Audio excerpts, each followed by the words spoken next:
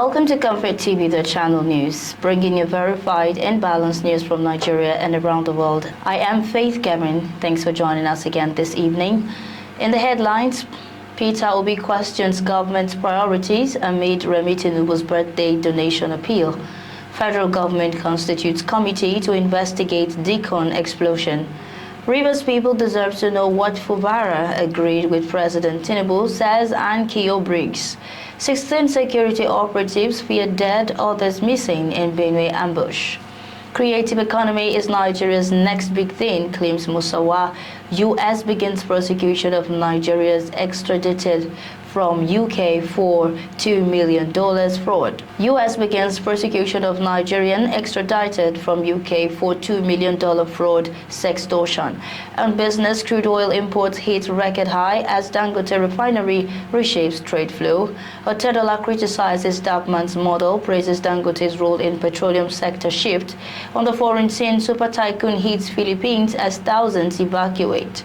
Brazilians protest against bid to pardon Bolsonaro. And on sports, Rooney says PlayStation game was key to Man United's success. In the news, the 2023 presidential candidate of Labour Party, Peter Obi, has criticized the Nigerian government's handling of the national priorities following the birthday appeal made by Nigeria's First Lady, Remi Tinubu. In a statement shared on his X handle, Obi congratulated Mrs. Tinubu on her birthday and commended her for urging well-wishers to donate towards the completion of the long-abandoned National Library in Abuja rather than spend on celebratory cakes or newspaper adverts.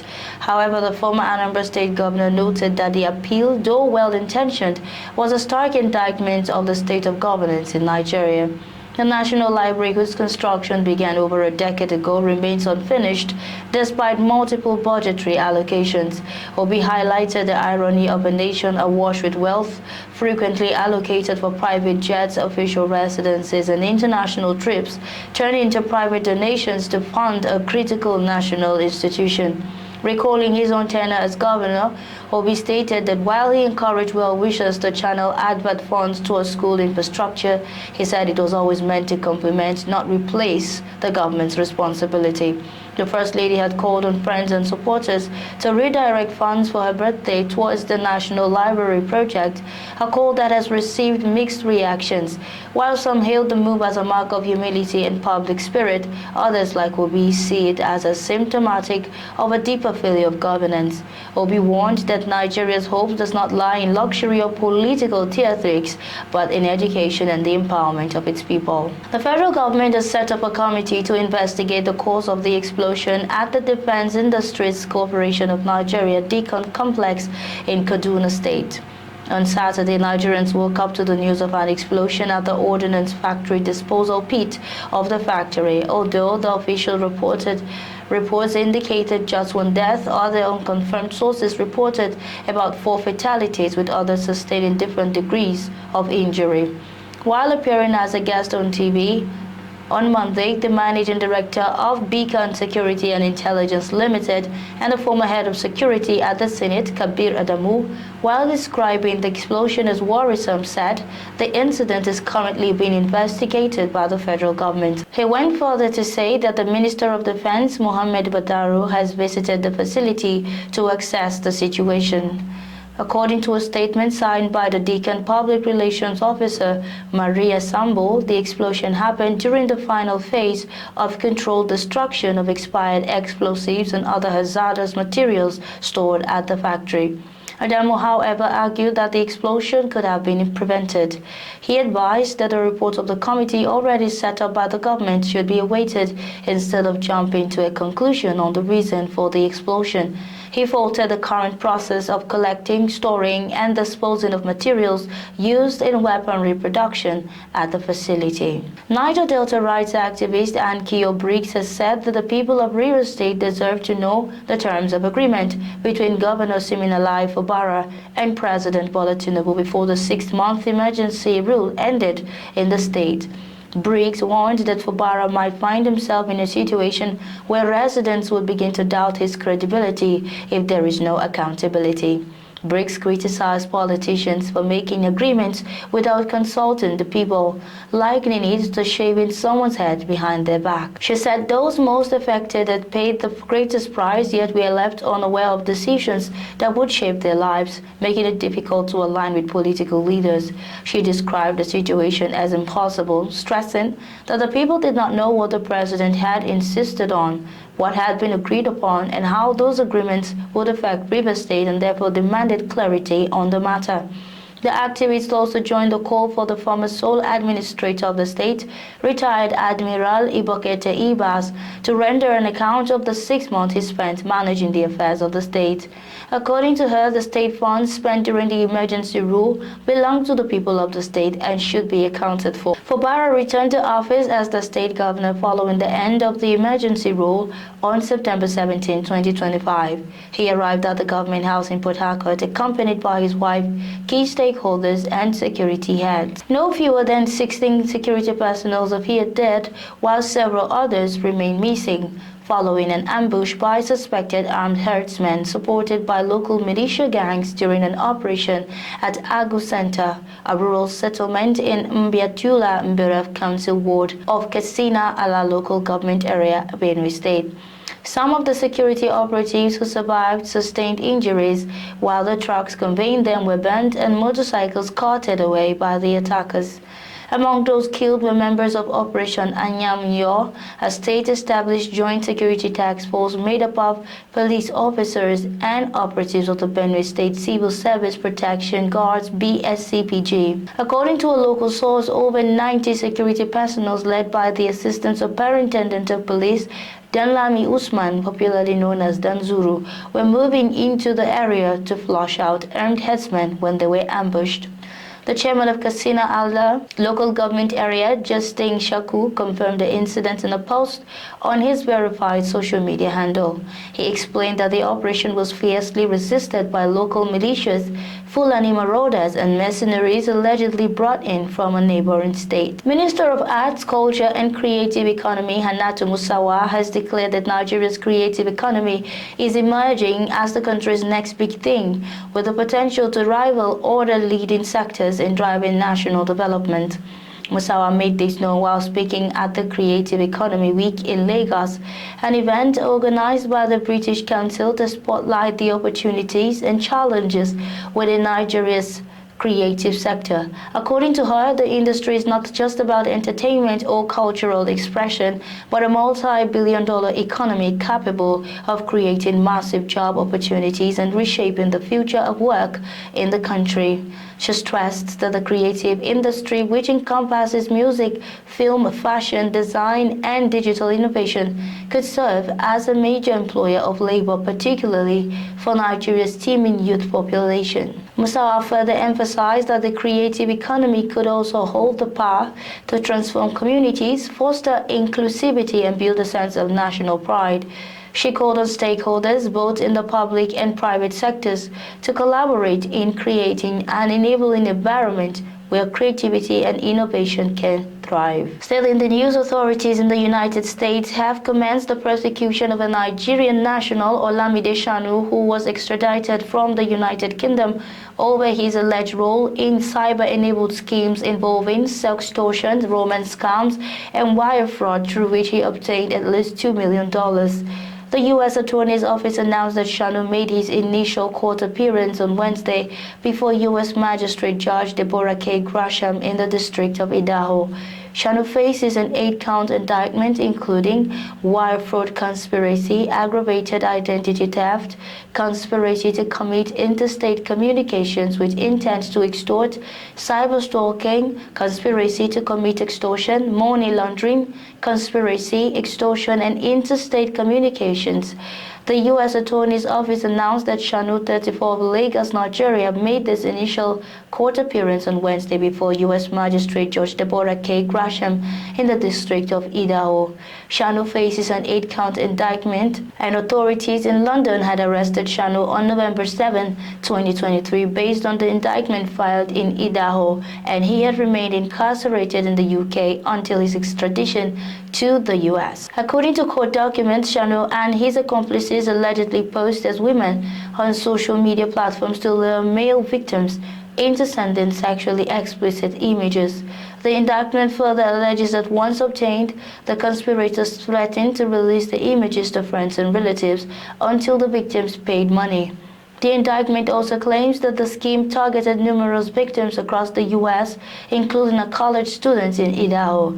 It further alleges that the group also engaged in romance scams, laundering the proceeds through peer-to-peer payment platforms and cryptocurrency wallets before transferring funds to Nigeria. If convicted, he faces up to 20 years in federal prison and may be required to pay restitution to the victims. The case was investigated by the U.S. Secret Service and the Boers Police Department, with prosecution being led by Assistant U.S. Attorney Brittany Campbell and Sean Mazerol, alongside Computer Crime and Intellectual Property Section CCIPS Tara Tony Vasanta Rao. ComfortTV.channel's news returns shortly with business, foreign and sports news.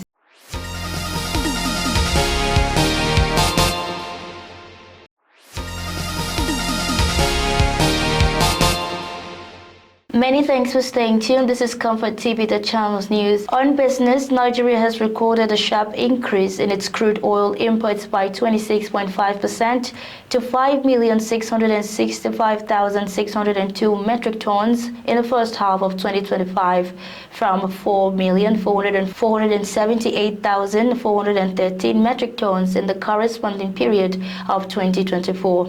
The development was attributed to the impact of the 650,000 barrels per day Dangote petroleum refinery, which imported crude oil from many nations, including the United States, Brazil, Angola, and Equatorial Guinea. However, quarterly analysis revealed a mixed picture, indicating that in Q1 25, crude imports stood at 2,400,553 metric tons, 30% lower than the 3,037,209 metric tons recorded in Q1 24, according to fresh data from the Nigerian Ports Authority (NPA). The Dangote refinery started operations on May 22, 2023, and refining diesel and aviation fuel in January 2024 after receiving its first crude in December 2023. Since then, the refinery has imported many shipments of crude oil into Nigeria while exporting cargoes of petroleum products to the global market. Specifically, the nation exported 998,500 metric tons of premium motor spirit, also known as petrol, in H125, representing a 7.45% decline compared to the 1,078,912 metric tons in H124, according to the NPA. In his reaction, Chief Executive Officer, Center for the Promotion of Private Sector Enterprise (CPPE), Dr. Muda Yusuf, said Dangote Refinery's reliance on foreign crude was a result of Nigeria's constrained domestic supply. He explained that much of Nigeria's crude output had been committed through forward sales agreements to international buyers, leaving limited availability for local refineries. On his part, a maritime analyst and consultant, Oluwabunmi Ogunjimi, noted that while the refinery had not only significantly added value to Nigeria's oil and gas industry, it had contributed to government revenue through the payment of ship dues and other statutory taxes.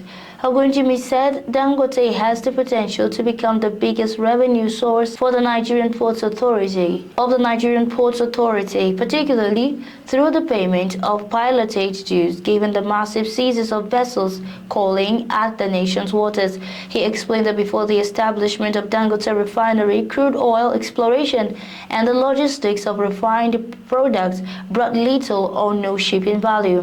However, the refinery has since transformed the dynamics of the shipping sector. Similarly, Chief Executive Officer of the Major Energy Marketers Association of Nigeria, MIMAN, Mr. Clement Isong, noted that Nigeria's importation of crude was not unusual, as even major oil-producing nations engage in similar practices. According to him, Dangote Refinery sources part of its feedstock locally. However, since his demands cannot be met, Dangote has to import additional crude to bridge the gap. Still on business, Nigeria's billionaire businessman Mr. Femi Otedola has waded into the ongoing fuel supply disagreement between Dangote refinery and the Petroleum Products Marketers Association of Nigeria (DAPMAN), advising the association to innovate or perish. The philanthropist stressed that he had followed the debate around the fuel supply issues between both parties recently. He noted that he felt compelled to provide some perspective, especially as it relates to the future of the country.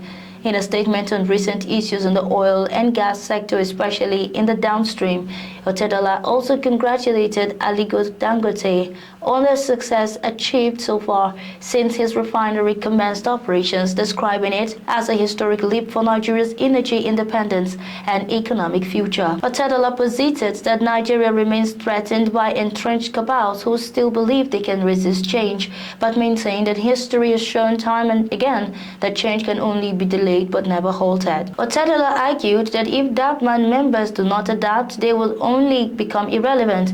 They will not only become irrelevant, but that they might go bankrupt. Instead of resisting progress, he urged them to consider selling, restructuring, or investing in new value chains, especially that if they believe in competition, they could even come together and acquire the Port Harcourt refinery and see if they can succeed where NNPC could not. Besides, Otedola said that up to 2 trillion naira was siphoned in questionable fuel subsidy claims under the Goodluck Jonathan administration, narrating how he warned the president about fraudulent oil marketers at the time. On the foreign scene, thousands have been evacuated in the Philippines as a super typhoon described by regional authorities as potentially catastrophic makes landfall in the country's northern region. Super Typhoon Ragasa, packing 230 kilometers per hour, 143 miles per hour wind gusts made landfalls over Panuitan Island in the Philippines' northern Cagayan province on 1500 local time, 800 GMT Monday. The country's weather authorities said it is expected to barrel west towards southern China. Authorities have warned of widespread flooding and landslides and damage to homes and infrastructure. Schools and government offices in the large parts of the country, including in the capital Manila, have been shut. The remote Batanes and Babuyan Islands where Ragasa made landfall are home to about 20,000 people, many of whom live in poverty. Still on the foreign scene, tens of thousands of Brazilians protested on against shameless lawmakers seeking an amnesty that could benefit former President Jair Bolsonaro while pushing to shield themselves from criminal charges. Bolsonaro was sentenced last week to 27 years in jail for plotting a coup, and within days the conservative majority Congress had fast-tracked an amnesty bill that could include a far-right leader. Protesters were also outraged by what they dubbed the banditry bill passed this week. The law would require Cardoso to vote by secret ballots to give the go-ahead for one of its own to be charged or arrested. President Luiz Inácio Lula da Silva celebrated the protest in a post on Instagram, saying that he stood with the Brazilian people and that the demonstrators showed that the population did not want impunity or amnesty. On sports, Wayne Rooney says Manchester United's success during his playing days was down to the communication they built up playing video games on the team bus. Speaking on a podcast, The Wayne Rooney Show, the former United, Everton and England forward said he and his teammates would play 5 versus 5 on the Army game SOCOM on the PlayStation Portable. He explained that the game got them communicating more, noting that they used to play it on the plane and on the team bus. He added that he, Rio Ferdinand, Michael Carrick, John O'Shea and Wes Brown were usually involved, stressing that the game required them to talk, be tactically right and revive teammates when they got killed. According to him, it was a massive part of their success, and he maintained that any of the players would agree it was brilliant. Following Saturday's 2-1 loss against Crystal Palace, multiple sources told newsmen that Porter is under significant internal scrutiny with the club now, considering managerial alternatives. The 50-year-old took charge in January, replacing Julian Lopetegui, but has won just 6 of his 25 games at the helm, losing 14 and drawing 5. Nuno Espirito Santo, who was recently sacked by Nottingham Forest, is understood to be one among the options to replace Porter quarter, while former boss Laban Bilic and ex-Wolves manager Gary O'Neill are also in the mix. West Ham has lost 4 of their 5 fixtures in the league this term, beating only Nottingham Forest, and were knocked out of the Carabao Cup by Wolves. Only rock-bottom Wolves have conceded more than West Ham's tally of 12 goals, and they are the joint 5th lowest scorers with 5. And that's our news bulletin for today. But before we go, here is a recap of our top stories. Peter Obi questions government's priorities amid Remi Tinubu's birthday donation appeal. Federal government constitutes committee to investigate DICON explosion. Rivers people deserve to know what Fubara agreed with Tinubu, says Anke Briggs. 16 security operatives feared dead, others missing in Benue ambush on business. Crude oil imports hit record high as Dangote refinery reshaped trade flow. On the foreign scene, Super Typhoon hits Philippines as thousands evacuate. And on sports, Rooney says PlayStation game was key to Man United's success. Thanks for watching. For breaking news, exclusive interviews and more, follow us online at ComfortTV.channel on all platforms. Remember to like and share our videos, subscribe to our channel, and click on the notification bell so you don't miss out on any updates. I am Faith Kevin. Until next time, stay safe, stay informed.